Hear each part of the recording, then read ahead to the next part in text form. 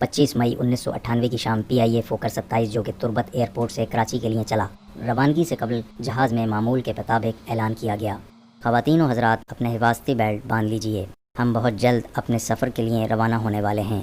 اس چھوٹے فوکر جہاز میں 33 مسافر اور عملے کے 5 افراد سوار تھے۔ شام 5:30 بجے جہاز اپنی منزل کراچی کے لیے روانہ ہوا، جسے شام 6:30 بجے کراچی لینڈ کرنا تھا۔ پرواز کے ٹھیک 20 منٹ کے بعد ایک جوان کاکپٹ کی جانب بڑھا، جسے دیکھ کر ایئر ہوسٹس خالدہ آفریدی نے اس جوان سے گزارش کی کہ سر آپ تشریف رکھیں، آپ کو کاکپٹ میں جانے کی اجازت نہیں، لیکن وہ شخص انہیں دھکا دے کر پائلٹ تک جانے میں کامیاب ہو گیا اور پسٹل نکال کر پائلٹ عزیز خان پر تان کر خبردار کیا کہ وہ اس کے حکم کو ماننے کا پابند ہے، نہ ماننے کی صورت میں اسے نہایت خطرناک نتائج کا سامنا کرنا پڑے گا۔ اسی دوران اس دہشت گرد کے مزید 2 ساتھی بھی اٹھ کھڑے ہوئے اور پسٹل نکال کر باقی مسافروں پر تان لیے۔ ان میں سے ایک نے اپنے جسم پر کچھ پیکٹ باندھ رکھے تھے جن کے اندر کچھ آتش گیر مواد موجود تھا۔ اب جہاز میں مکمل خوف و ہراس کی فضا سرایت کر چکی تھی، ایک افراتفری کا ماحول تھا۔ دہشت گرد نے کیپٹن عزیز کو حکم دیا کہ یہ جہاز اب کراچی نہیں بلکہ انڈیا دلی ایئرپورٹ جائے گا۔ اس نے کیپٹن عزیز کو گالیاں دیں اور انہیں دھمکایا۔ کیپٹن عزیز نے مسافروں کو آگاہ کیا کہ خواتین و حضرات، ہمارا جہاز اغوا ہو چکا ہے اور اب یہ کراچی نہیں بلکہ انڈیا جائے گا۔ دہشت گرد نے کیپٹن کو انڈیا ایئر بیس سے اجازت مانگنے کو کہا۔ کیپٹن عزیز نے بظاہر اجازت مانگنے کی کوشش کی اور ساتھ ہی بہت سمجھداری سے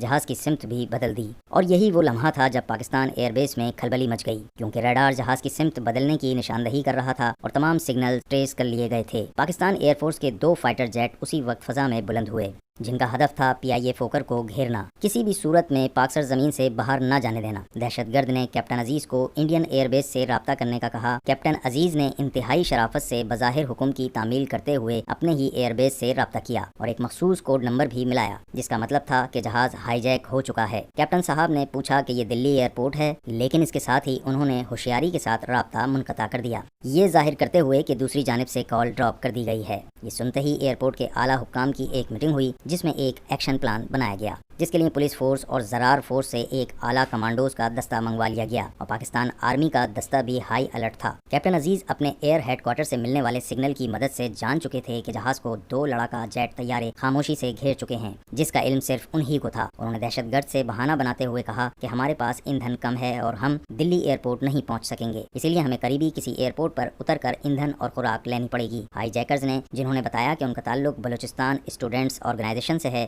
وہ ہر صورت جہاز کو دلی لے جانا چاہتے ہیں۔ ان کے پاس نقشہ بھی تھا، جس کو دیکھ کر وہ آپس میں باتیں کرنے لگے اور وہ بار بار نقشے میں بھوج ایئرپورٹ کا ذکر کر رہے تھے۔ ان کی باتیں سن کر کیپٹن نے کہا کہ انڈیا کا بھوج ایئرپورٹ قریب پڑتا ہے، وہاں پر جہاز کو لے جایا جا سکتا ہے، لیکن اس کے لیے انڈین ایئرپورٹ سے اجازت لینا پڑے گی۔ اب اگلا مرحلہ ایئرپورٹ پر اترنے کی اجازت لینے کا تھا۔ کیپٹن عزیز جانتے تھے کہ قریبی ایئرپورٹ سندھ کا حیدرآباد ہی ہے۔ انہوں نے وہاں رابطہ کرتے ہوئے، کیا یہ بھوج ایئرپورٹ ہے؟ کیا آپ مجھے سن سکتے ہیں؟ یہ پاکستانی حکام کو سگنل تھا کہ دہشت گرد بھوج ایئرپورٹ اترنا چاہتے ہیں۔ جواب میں ایک ہندی زبان کے ماہر عملے کی رکن نے بات کی۔ دہشت گردوں نے ان سے مذاکرات کرنے شروع کیے اور بتایا کہ وہ پاکستان کے صوبے بلوچستان سے تعلق رکھتے ہیں اور اس جہاز کو انڈیا میں اتارنا چاہتے ہیں، جہاں سے وہ پاکستان کو نیوکلر ایٹمی تجربے سے باز رکھنے کے لیے یہ کارروائی کرنا چاہتے ہیں، اور وہ پاکستان کو خبردار کرنا چاہتے ہیں کہ وہ ایٹمی تجربہ نہ کرے۔ اس کے بعد انہوں نے انڈیا زندہ باد کے نعرے لگائے اور درخواست کی کہ جہاز کو انڈیا کی سرحد پر اترنے کی اجازت دی جائے اور جہاز میں ایندھن اور مسافروں کو خوراک فراہم کی جائے۔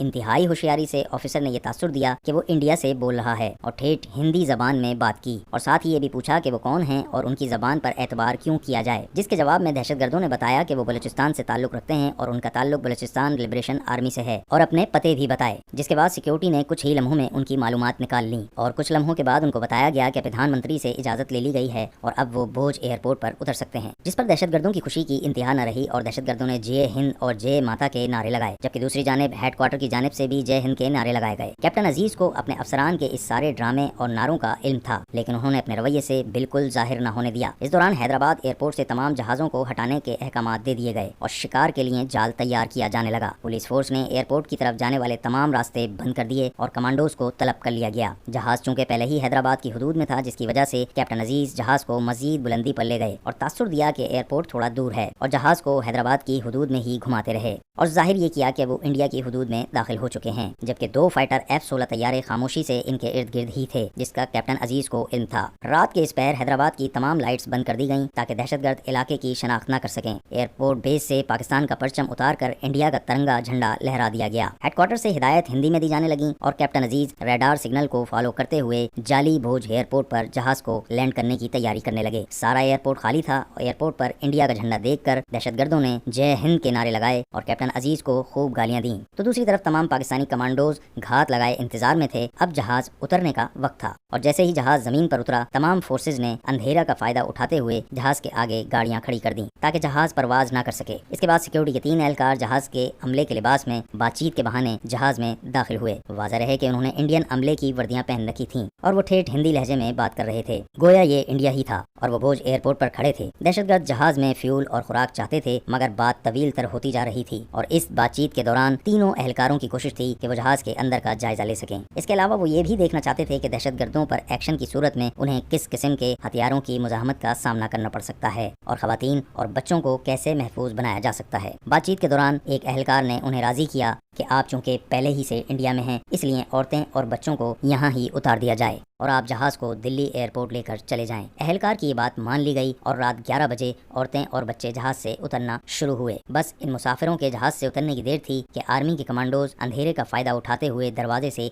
एक ही लम्हे में दाखिल हो गए और दूसरे दरवाजे से भी हमला कर दिया गया। हमले के दौरान अल्लाह अकबर के नारे भी गूंज रहे थे और दहशतगर्द बदहवास हो गए कि इंडिया की हुदूद में ये अल्लाह अकबर के नारे कैसे गूंज रहे हैं। इसी दौरान एक दहशतगर्द ने फायर किया जो जाया गया। रिकॉर्ड के मुताबिक तीनों दहशतगर्दों को 2 मिनट के अंदर काबू करके बांध दिया गया था। दहशतगर्द परेशान निगाहों से देख रहे थे कि भोज एयरपोर्ट पर अल्लाह अकबर वाले कहां से आ गए। चीफ कमांडर ने जमीन पर गिरे हुए दहशतगर्द की खौफजदा आंखों में देखकर कहा, वेलकम टू पाकिस्तान।